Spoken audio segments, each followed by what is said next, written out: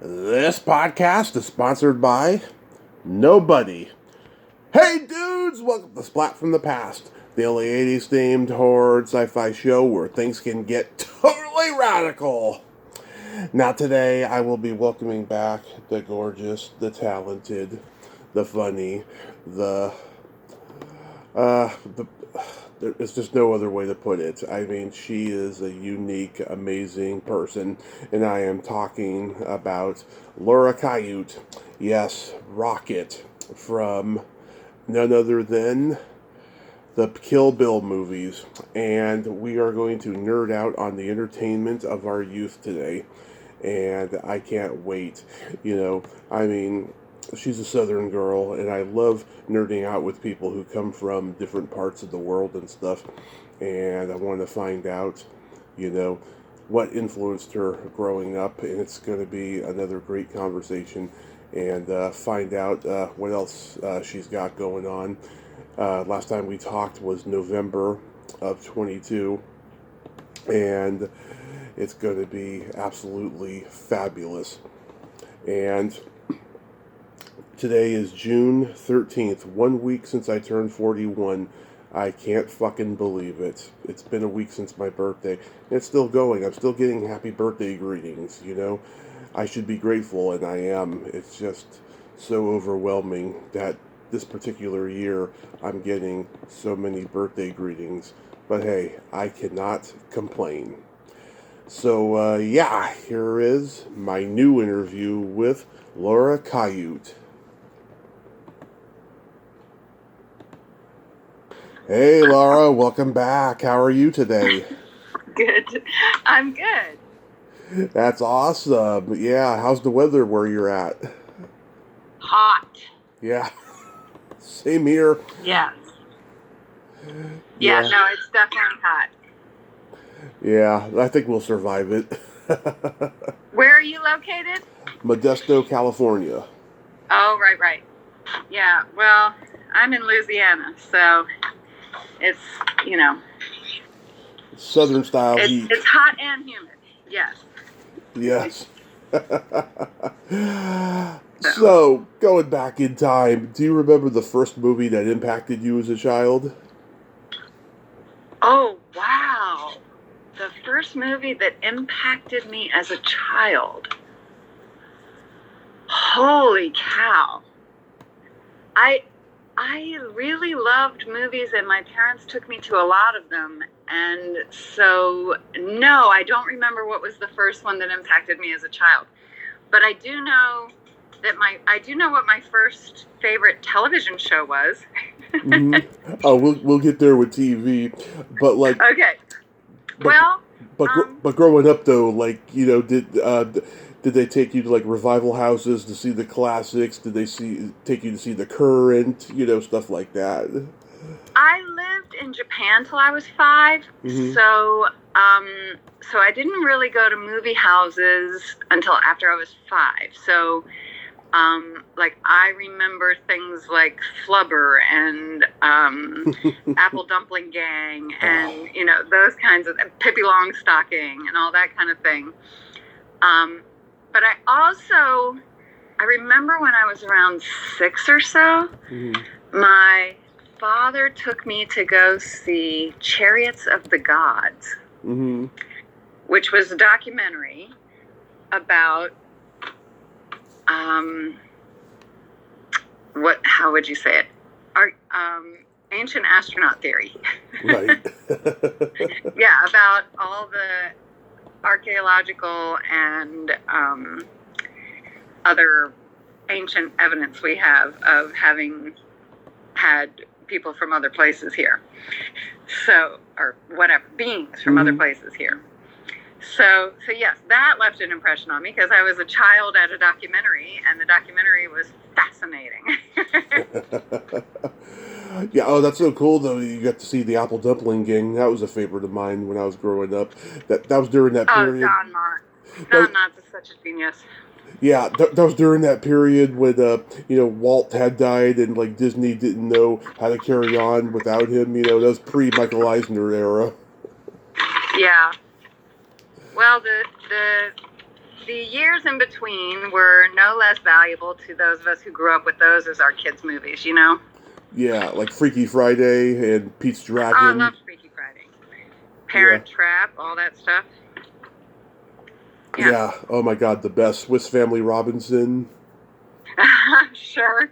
I think I saw, like many kids of that era, I think I saw Swiss Family Robinson in the back of a station wagon with a big group of kids all slumber partied out in the back of the station wagon. Love it. Love it. Yeah. What genres did you gravitate toward the most? As a child? Yeah.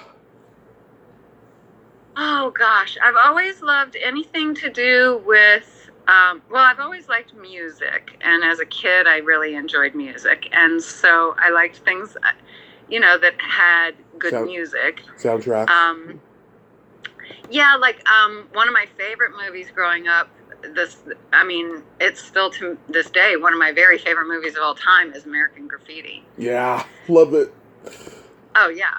I mean, as a child, you didn't have to explain to me why I would love that movie, even though it had nothing to do with my nostalgia or my, what do I know about the 50s?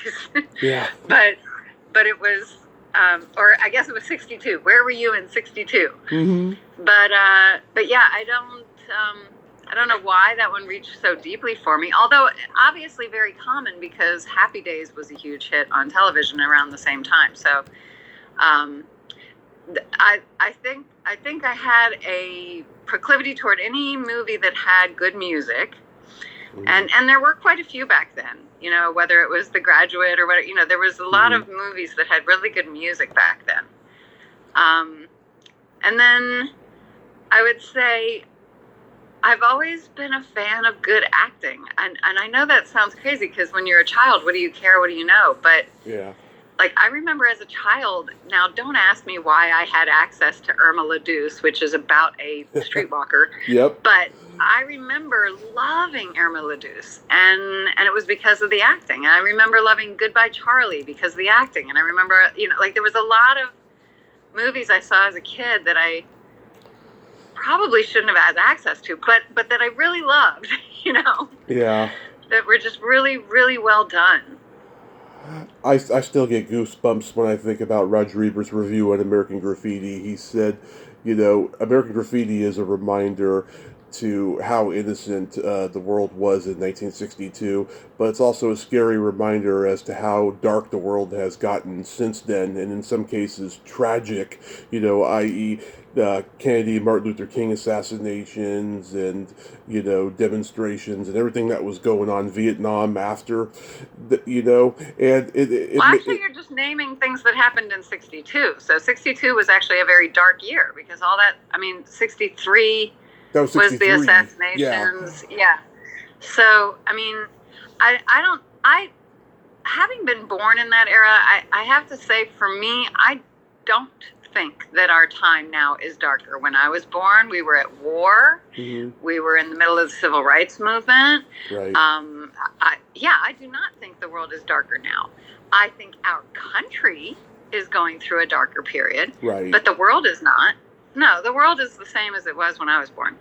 And our country is going through a growing pain that it may or may not survive, just like all teenage things that go through growing pains. Right.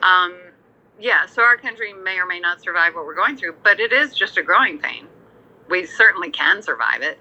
Right. I totally agree. Yeah, when I was born, we were going through one. When I was born, we were at war, and black and white people could not marry, and it was a crazy time, and we survived it. Yeah, and when I was born, the president had just been shot, and all that stuff. Yeah, I was born into chaos, and I don't feel like that's how it felt when I grew up. I think one reason that we feel so differently about it now is because of our access to information, whether it's good information or bad information. By good and bad, I mean accurate or inaccurate. We have way too much information now. When I was a kid, I didn't know anything that was happening. Yeah. Same here.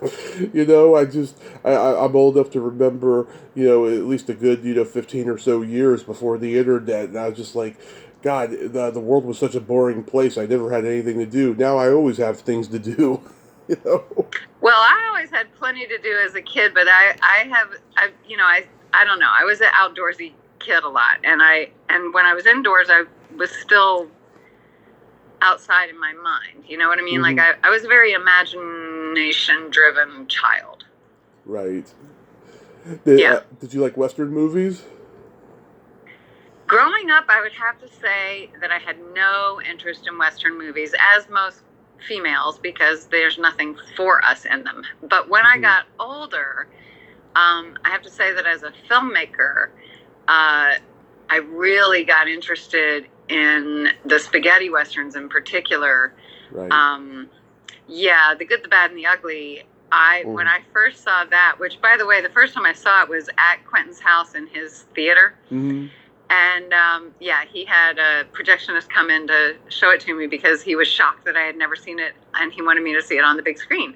So when I saw it, I was shocked nobody had ever said anything to me, because I had told people for years before that my favorite movie was Gone with the Wind, and not one person ever mentioned to me that, oh, well, if you like Gone with the Wind, then you'd probably like The Good, the Bad, and the Ugly.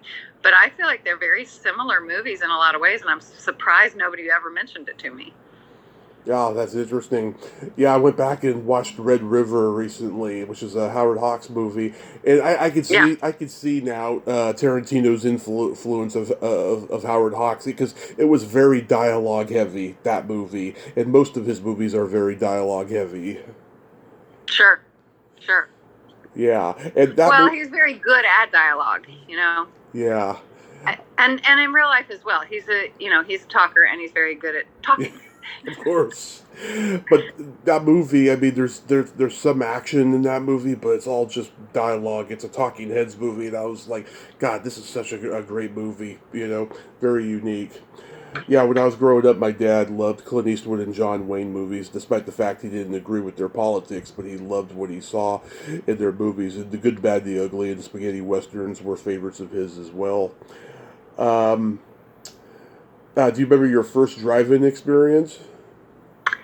Again, I was so young when I probably went to my first drive-in, but I do remember, I have a lot of memories of going to the drive-in, and like I said, there was our next door neighbor was the ones with the station wagon, Mm-hmm. and then also, in any case, there were a number of people in my neighborhood and in my life who had station wagons, and you would go and park backward and pop the back of the station wagon down.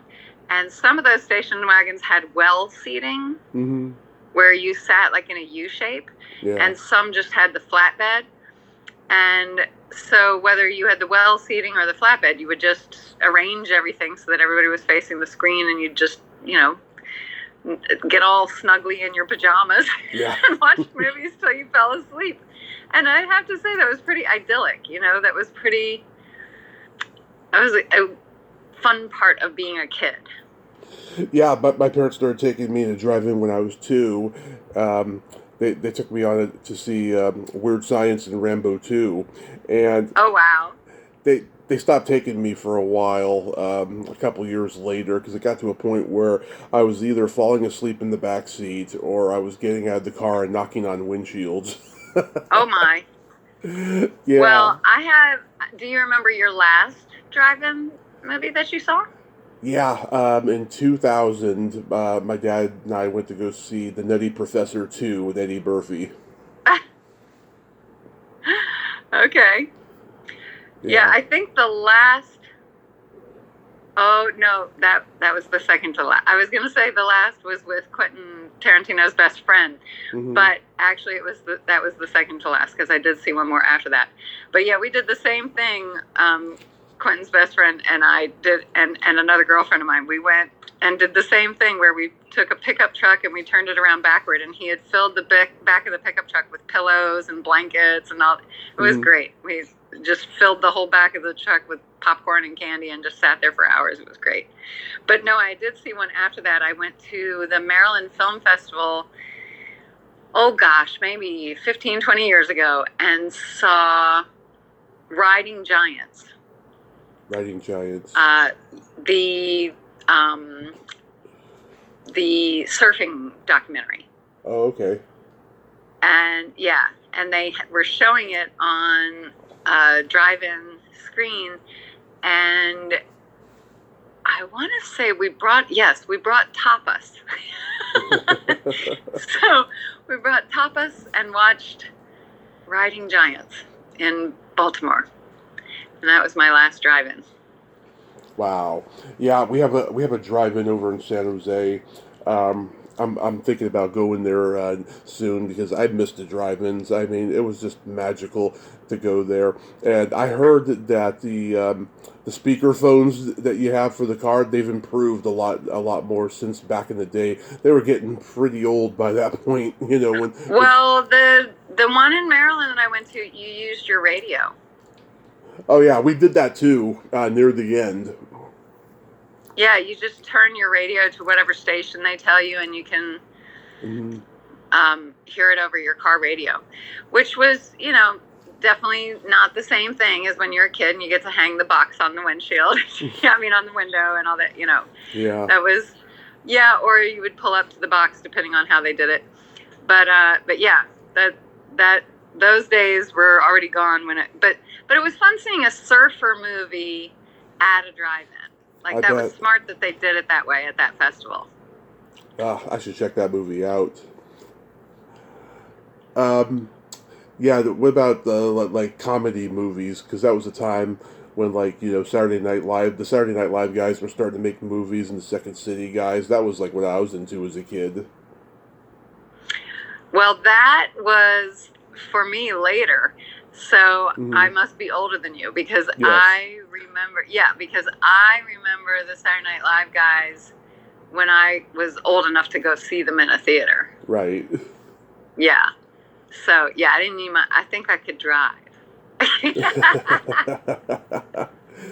Yeah. Yeah, I'm trying to think. Like, what was the first? I think I What think was the? I think Animal House was the first. Okay, Animal House. This is gonna shock you because I have friends in that movie, but Hmm. I never saw that movie in a theater. Okay. That's not Yeah, shocking. again, there's just really nothing in there for girls, so I didn't rush to the theater. I know a lot of women who So love that movie, though. yeah, we don't have a lot of options, so we love a lot of your movies, but that doesn't mean there would have been the ones we would have chosen if we had choices. So Yeah. look, a lot of my favorite movies are things that I guess might be considered macho, Hmm. but I do acknowledge that I didn't have the variety to choose from Hmm. as far as like a favorite.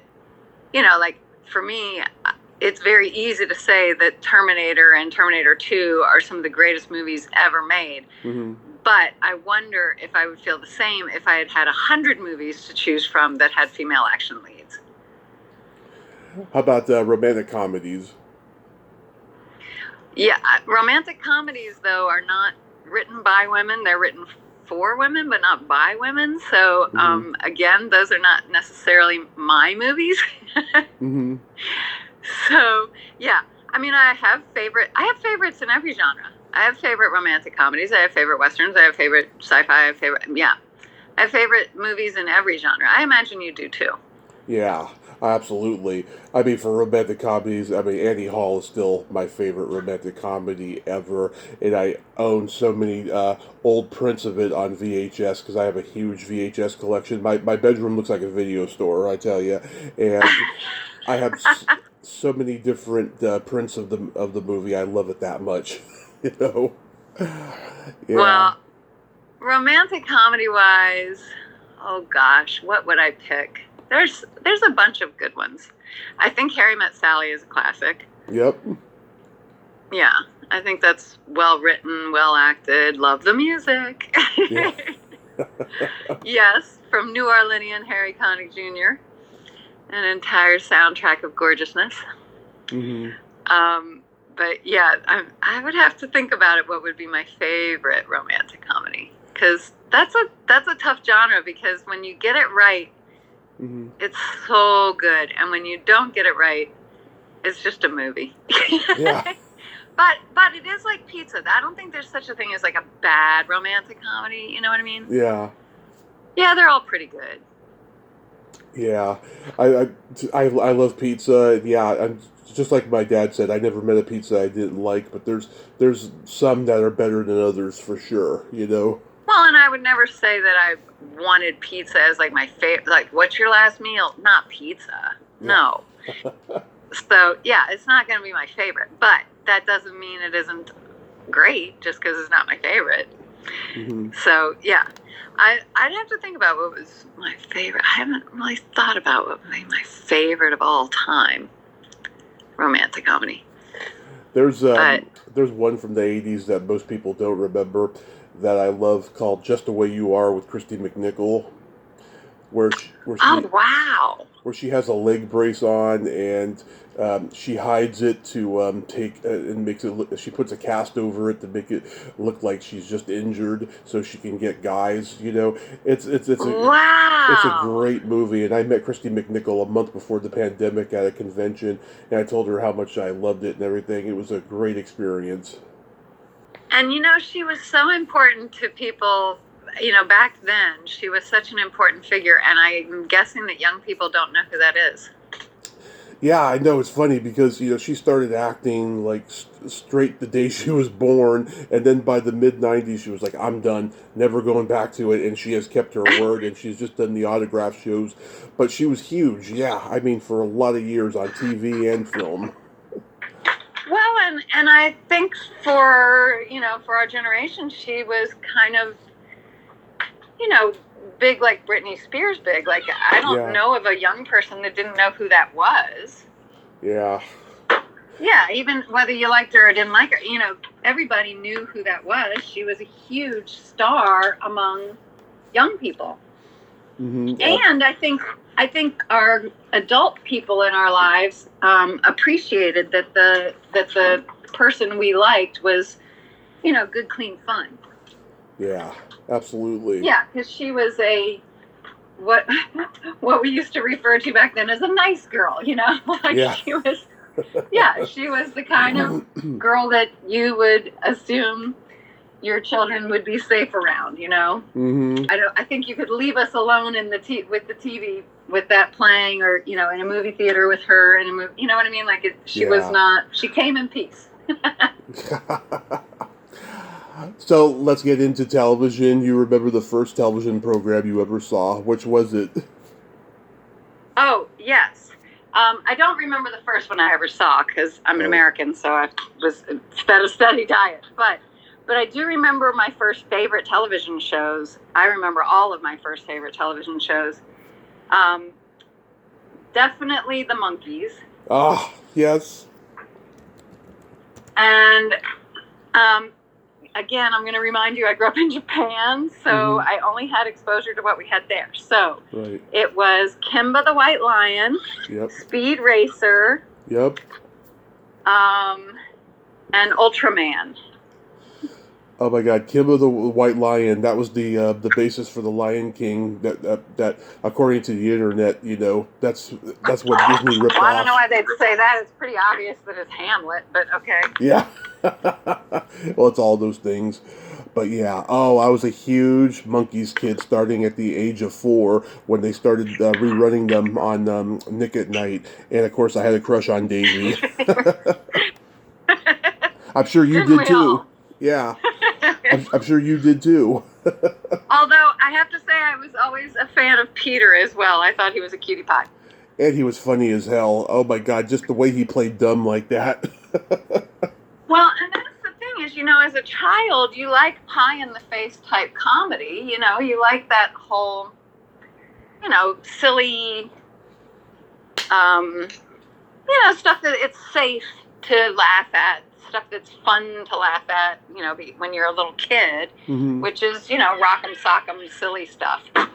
And so, yeah, I think the Monkees were a lot of fun for kids, because it was so, I don't know, it was actually very, very kid friendly. Right. Yeah. Yeah. How about, did you watch Batman? I did. And it was, That wasn't until I got back to America. But yes, I watched Batman. I watched what all? I mean, that wasn't. I didn't love Batman. I'll be honest with you. I Yeah. loved I Dream of Jeannie, Ah, yes. and I loved. I liked Green Acres. I like, like there was a lot of, but I'm a tall, orange-haired person. So, and I've been tall and orange-haired my whole life. Yeah. So it's all about Lucy. Oh, yes, huge Lucy fan. What's your favorite episode? Well, I'm a big fan of Vita Vita Imagine. That's a good one. Mm-hmm. I mean, obviously everybody loves the chocolates, and I'm not a fool. I love the chocolates. Yeah. So, but yeah, I think Vita Vita Benjamin is kind of genius. I also love the one where they're in Paris and they get the potato sack dresses. Oh, yeah. And I love that. I love anyone where they wear fashion too. The one where she gets the sunburn and she's doing the fashion show. Yeah. The one, I mean, anything with fashion I always love, and still do. Mm-hmm. But yeah, I don't know. There's too many to list. I mean, golly, was there ever a bad episode? It was like a genius show. Yeah, although, let's see, I'm half Italian, so I love the wine stomping episode. Oh, sure. I love the chocolates one, of course. I love the one with the puppy dog. That's a cute one. The one where they're in Hollywood, I mean, that's an iconic episode. Oh, the whole series when they go to Hollywood and she's so hell-bent on meeting, whether, insert celebrity here, John Wayne or whomever, but William Holden. that whole period when they were in LA was hilarious. Yeah. Yeah, I mean, like, did you watch The Twilight Zone? I did. Yeah. I did. And I didn't watch it as frequently, like I wasn't a regular viewer of that, Mm-hmm. but I did find it fascinating. And I still do, find, all that mind trickery, Yeah. The what ifness of it all. Yeah, I find all those interesting, but I think, as you get older and your life becomes more Twilight Zone-y, then the show isn't as confusing as your life is, Yeah, I interviewed Rod Serling's daughter, and she told me that, the episodes that he wrote, and just the episodes in general of Twilight Zone, there were so much layers of things that he saw in life leading up to that series that he wanted to put into the show that were based around his own personal and political beliefs. Like he saw a lot of anti-Semitism, especially when he was in the army during World War II. He saw a lot of racism, and he saw lots of different things, and he put it into the show. And if you watch specific episodes, close up, you can tell, how much social commentary there is. Well, I think a lot of us do that. I write as well, and I think a lot of us when we write, and I do it to some extent even when I'm acting. But we try and reflect the world as we see it. Of course. Yeah, his other show, Night Gallery, she told me he had no, clout on that series like he did with Twilight Zone. He says it was just, that show did not live up to his vision, But people remember it because he's, presenting things like it's a museum, Right. Yeah. Did you watch Alfred Hitchcock Presents? I didn't. I didn't, although I did see his movies. I didn't see that series. Mm-hmm. So, I mean, I now have as an adult, but no, not as a kid. No, and I'll tell you, the things that I remember as a kid from TV are, I remember events, I remember watching Roots as a country, or,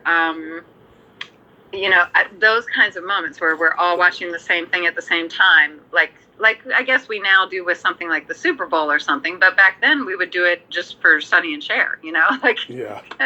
back then we would all get together and watch Flip Wilson at the same time, so, or, MASH or whatever was on the TV. So yeah, it was very different the way we treated TV. And I think TV also, back then, when I was a kid, things that were not part of your regular survival were considered treats.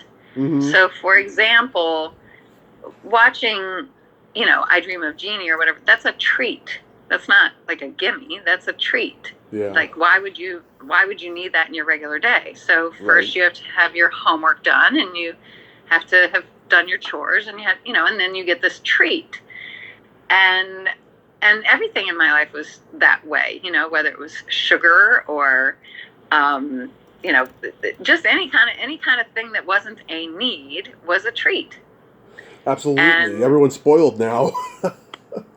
Well, I mean, not everyone, because, everybody's raised in different homes, but there does seem to have been a move toward substituting stuff for time.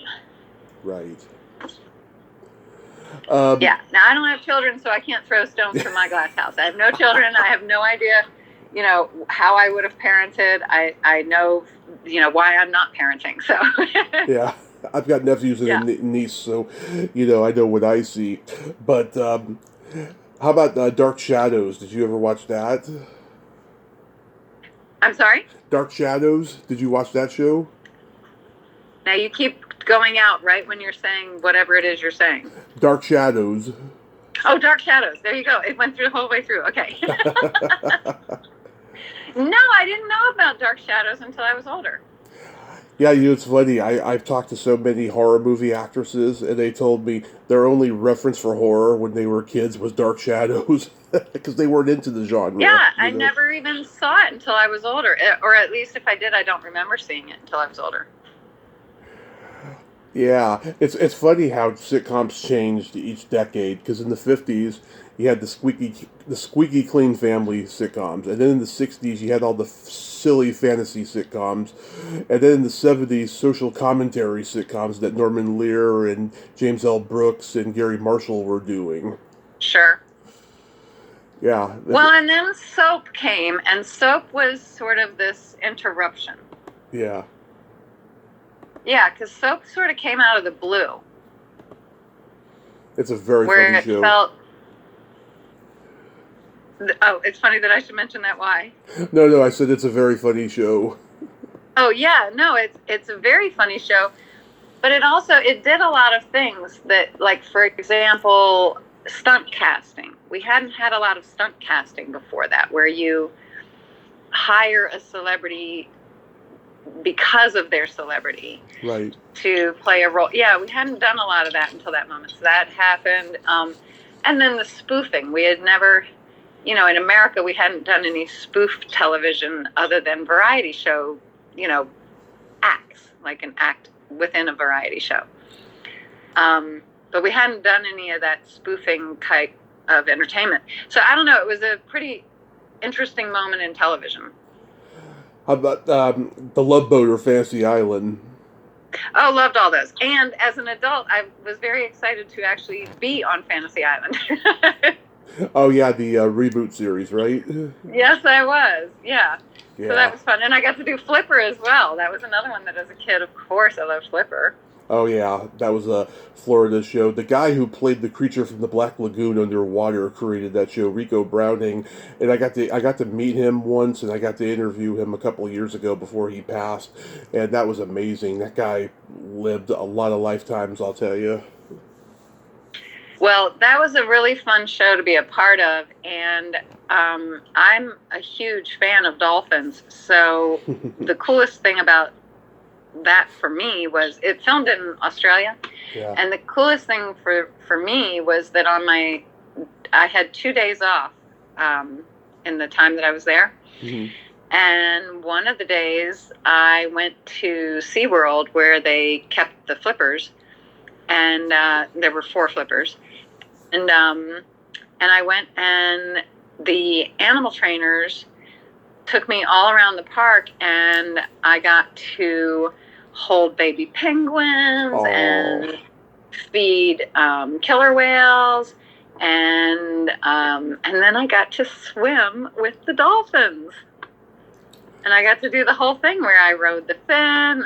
I did the thing where they push my feet and I rise up out of the water like the prow of a boat. I mean, it was really, really cool. Did they tickle your feet? You know, they're actually way more terrifying than you would think. Okay. Or way more terrifying than I was thinking. Yeah, because first of all, they're very, very cute. You know, they're very cute looking. Mm-hmm. But when you're right next to them and they do that noise and all that, you can see that they have like about 1 billion teeth. And each tooth is razor sharp. Yeah. And so even if they just accidentally nipped you, they would cut you to ribbons like a lawnmower. Mm-hmm. And then the other thing is, and this was the way bigger impression, is when you're in the water with them and you're body to body. Mm-hmm. I think all of us imagine what it might feel like to touch a dolphin would be similar to touching like a snake or any kind of slippery thing, a frog, or any kind of thing that has that waterproof skin. Yeah. And it does have that same sort of. It has a velvety, neoprene kind of vibe to its skin, but what I wasn't prepared for is that underneath that skin, the entire animal is just one giant muscle. And when you put your hand on the body of a dolphin, you feel that it is just a gargantuan muscle. And that's the terrifying part, is that it's really, the second you touch it, it becomes so clear. Oh, this could kill me and not even think about it. Like it cost them nothing. Wow. Have you ever been to Six Flags Marine World? No.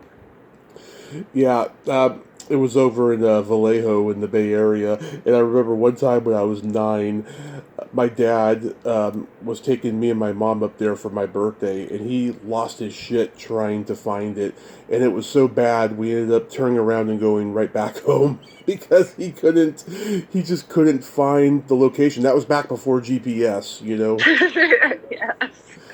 Yes, I remember before GPS. Yeah, I don't know how I can't believe. Now, I do feel like that when the EMP hits or, whatever, the nuclear blast goes off, I have a feeling that those of us who know how to, like, drive a stick or know how to do simple things like read a map or whatever, we're going to rule the world. Yeah. I literally do not know how anybody got to anywhere. I mean, I guess they had maps, that they would get at the gas station or something, but, like, still. Oh, no. In LA, we had a thing called the Thomas Guide. Do you know about the Thomas Guide? It sounds familiar.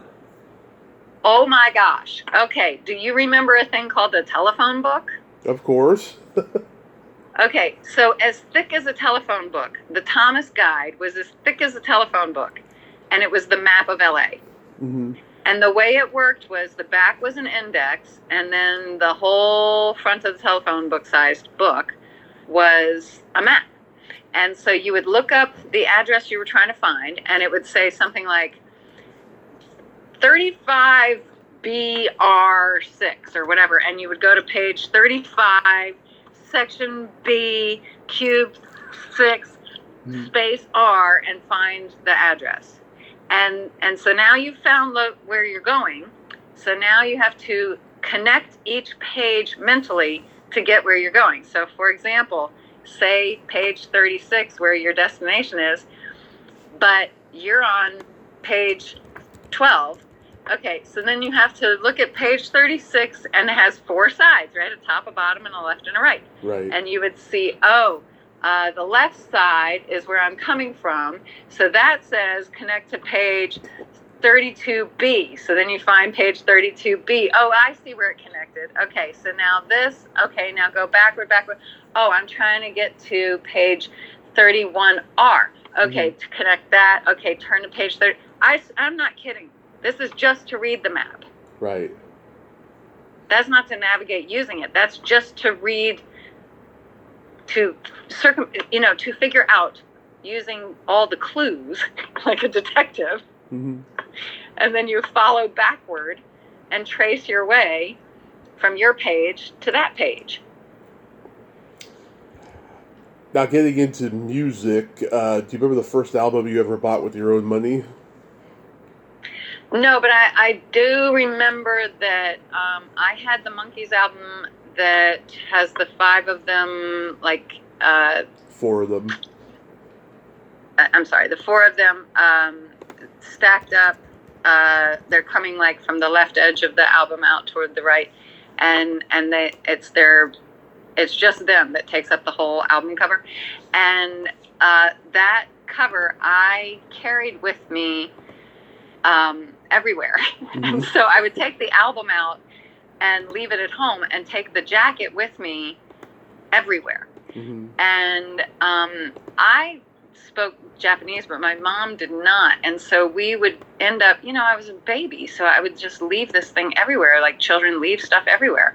And so my mom would have to drag me all over, Okinawa or wherever, and be like, okay, go ask that man if he can find your record. Because she didn't know how to say what it was we had lost. And I would leave it everywhere. I'd leave it all the time because I was 2 when we got there and 5 when we left. So I was a little kid that did irresponsible things like little kids do, mm-hmm. like leaving my record album cover thing in grocery stores and, everywhere. I would leave it everywhere. And my mom would have to help me retrieve it everywhere. Yeah, I think that was the first album with Last Train to Clarksville. Yes, that's the one. Yeah. Yeah, I was an MTV kid, so Phil Collins' No Jacket Required and Poison's Look What the Cat Dragged In were my first birthday money albums that I bought when I was 8. My family had a big old box of vinyl records. They had everything from the Beatles to the Stones to Johnny Cash live at Folsom Prison to Fleetwood Mac's Rumors. My family had good music too. I didn't have to buy albums for a really long time because my family had Eagles and Beatles and Linda Ronstadt and whatever. They had all kinds of. Yeah, and then my cousin came to live with us, and she was 17, so she was playing Pink Floyd, and she was playing all the things that were happening at that time. Leonard Skinner, Marshall Tucker, or whatever, so she was playing all that. Yep. And then I was into more funk. Mm-hmm. So I didn't have a lot of people purchasing that for me. So when I did get older, that was most of what I spent my money on because we had a lot of rock in the house and we had a lot of pop in the house. But I liked funk, and then eventually in 1979 I discovered hip hop and rap and all that. So, I liked some stuff that wasn't available in my house, and that was the kind of thing I would spend money to get was, I remember buying Le Freak. Yeah.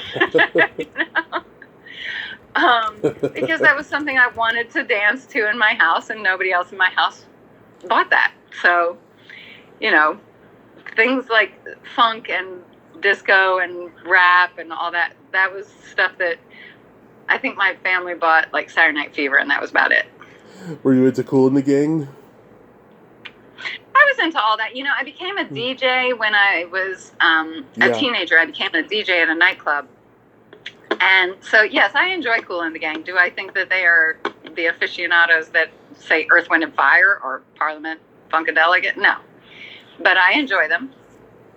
Yeah, I saw them live by accident back in 2012. I went to go see Van Halen for my birthday, and getting closer and closer to the inside, I'm like, is that Kool and the Gang they're playing on the intercom? No, they were opening for Van Halen. I was like, what?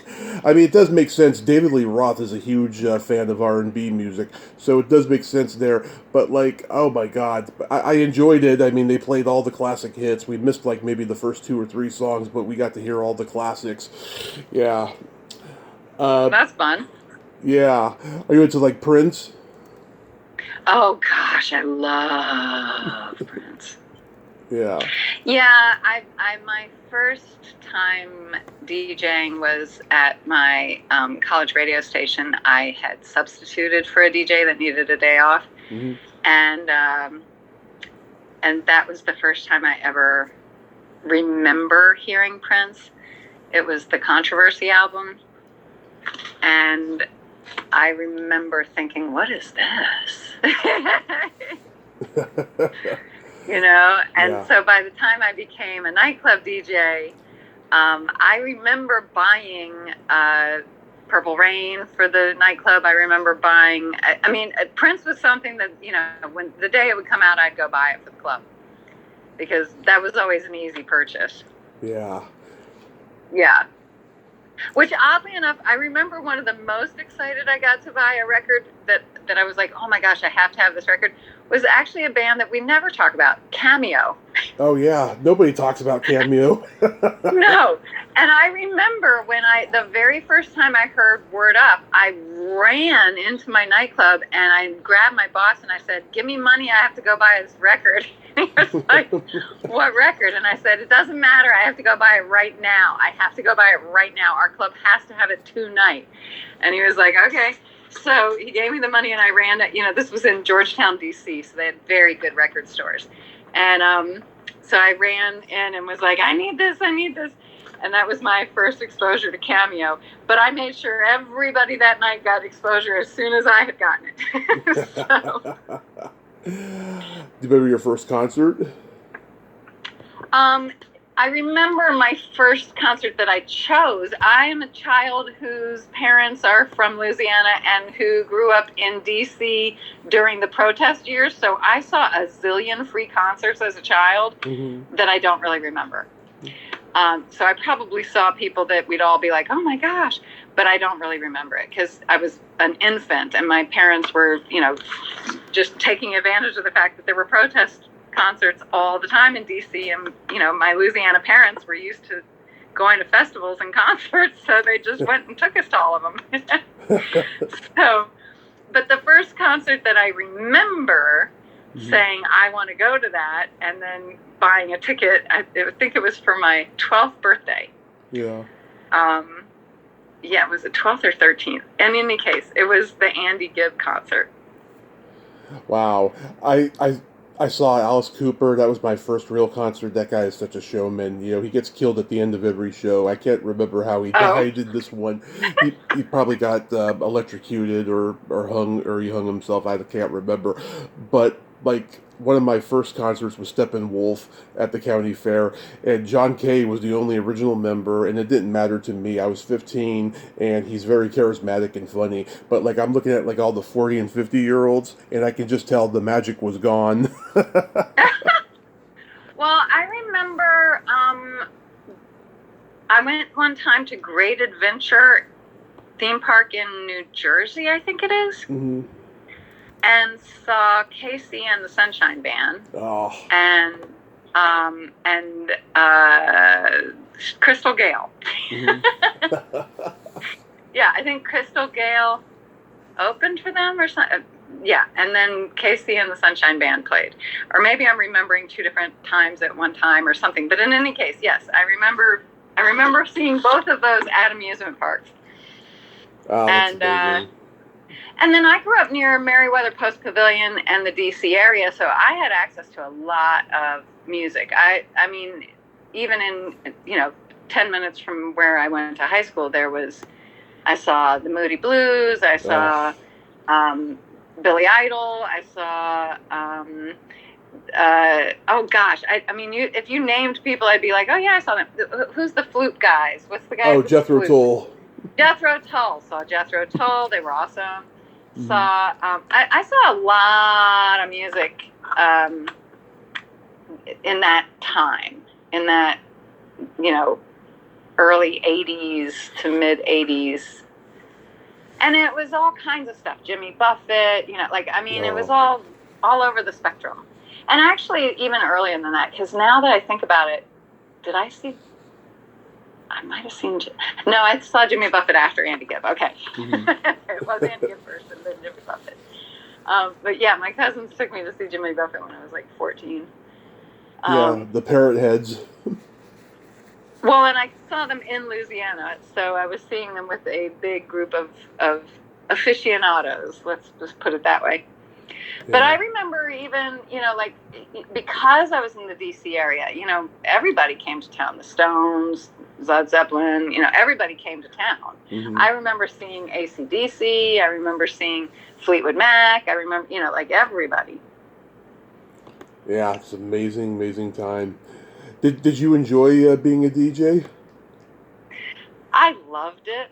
And just like I dance in the Mardi Gras parades, and just like dancing in the Mardi Gras parades is such an amazing way to experience the city. Mm-hmm. Being a DJ is a very amazing way to experience nightclub life. And when you're, a teenager going to college and whatever, that's a pretty fascinating lifestyle. Right.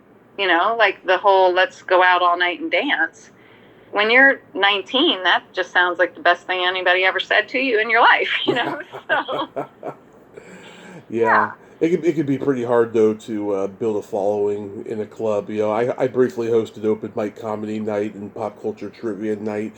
It's really hard, and you don't know who to trust sometimes. There's a lot of sleazebags in the nightlife. Well, I will say it was very easy for me to get a following because I was the first. I was the first female Mm-hmm. nightclub DJ in DC. So it was easier probably than it would be now. Mm-hmm. Because I was a unicorn, I was an anomaly. Mm-hmm. I was also beat mixing at a time when that wasn't happening outside of the Black community. Mm-hmm. So that was something else that was drawing people. I also played. I would clear the floor for break dancers, so that was also getting me a following. There were things I was doing that was getting me a following, but I think I also just stood out in a crowd because I was the first girl. Mm-hmm. But I think safety-wise, I was very blessed. He's passed now, but my former boss, Scott Spalding, mm-hmm. was extremely protective of me. And I was very, very blessed because the people I worked for would fire me every once in a while, and he'd show them the books and say, well, you can fire her, or you can look at how much money they make with her and hire her back. And they would always hire me back. And then, there were a lot of people in that environment, but our particular club, because my boss was the man he was, he made sure that the people that hung out at our club, the people that hang out and get free drinks and mm-hmm. are friends with the boss and all that, the ones you have to please even if you don't like them, they were all cops. And so all of the guys that were hanging out were either ex-football players or ex-cops. And he did that on purpose so that there would always be muscle in the club. Right.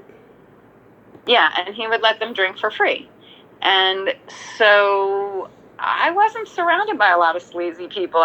There weren't many drug dealers in our environment, although I'm sure there were plenty of drugs. There were no dealers. There weren't, there was nobody. You had to go next door for that. Our club was not a friendly environment Our club was a very friendly environment for college kids. Mm-hmm. Yeah, the drinking age back then was 18, and, these were people's children out dancing all night. And so Scott treated it like that, like everybody's children were out at his club. That's awesome. Yeah. So how's your documentary coming along? Oh, my. Oh, it's such an unwieldy thing to make a documentary. It's coming along very well, thank you. I am nearly done. I am alone right now because my producing partner / editor is on a 3-week vacation. And so I'm finishing everything up by myself right now. So I'm feeling a little overwhelmed.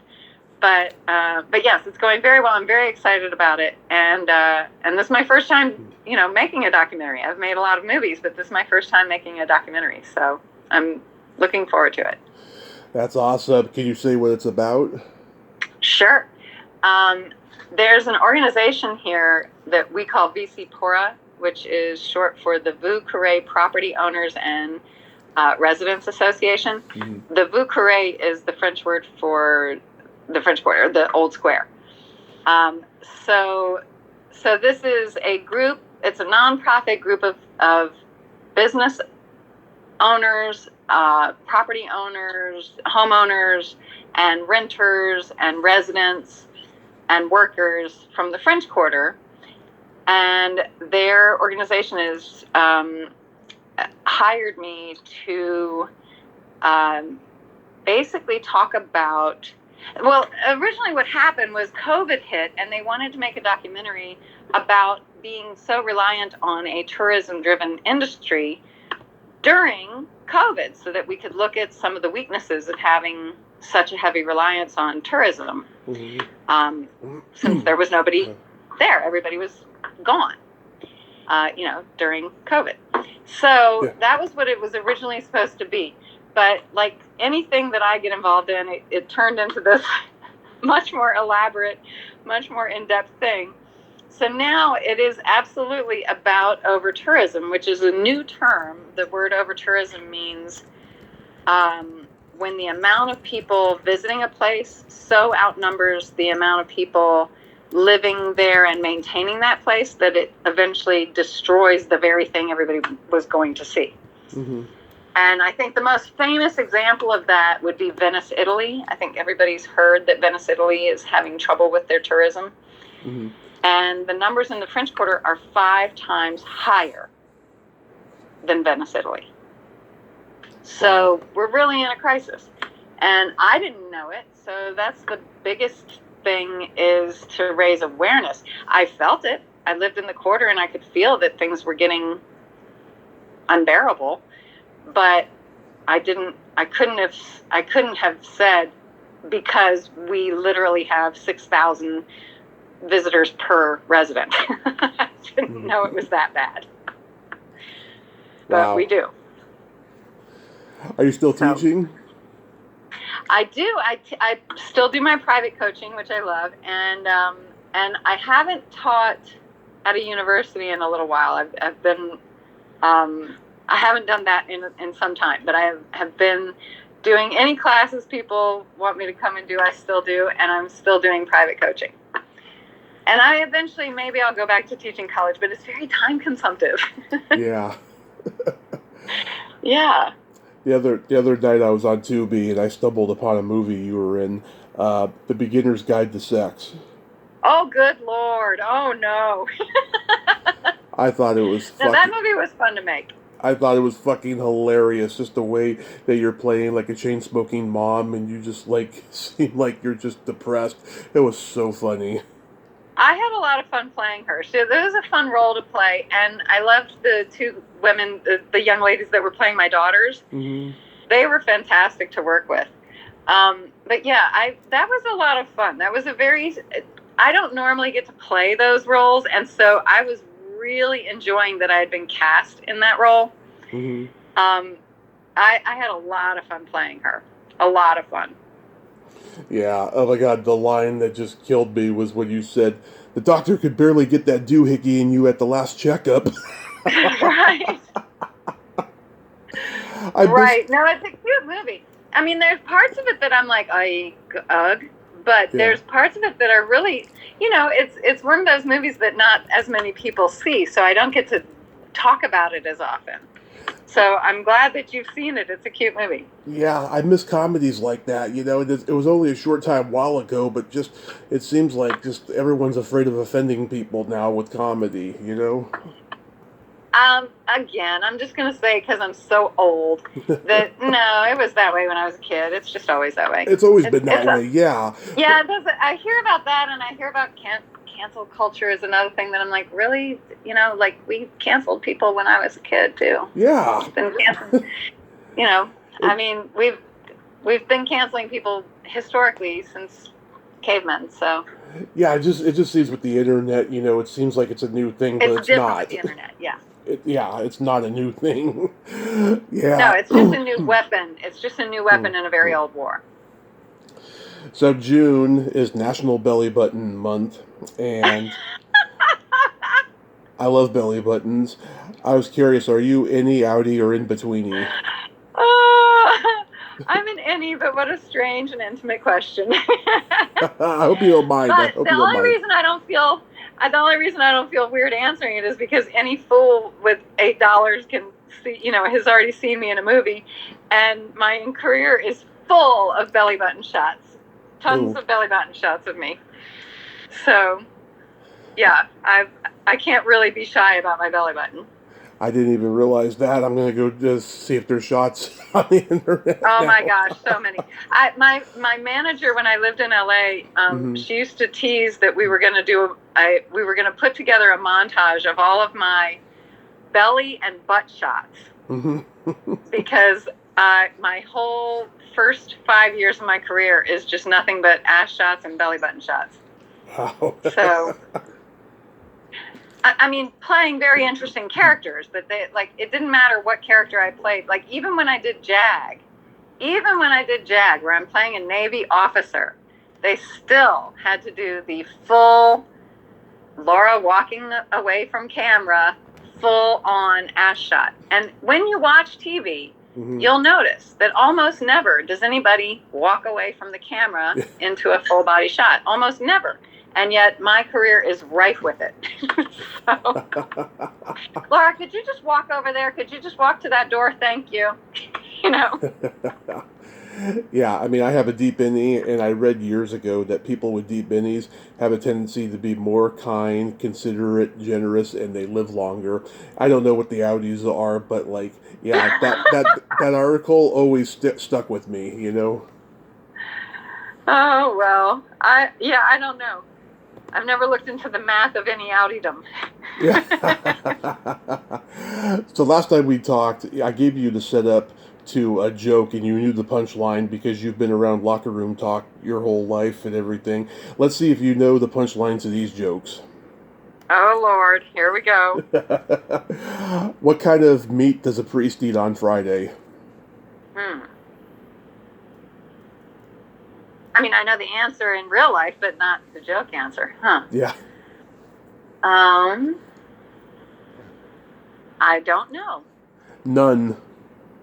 Ah ha ha ha ha. Okay, here's one you got to know the punchline to this one. It's an old one. Why did the blonde have a bruised belly button? Oh no, I don't even remember blonde jokes.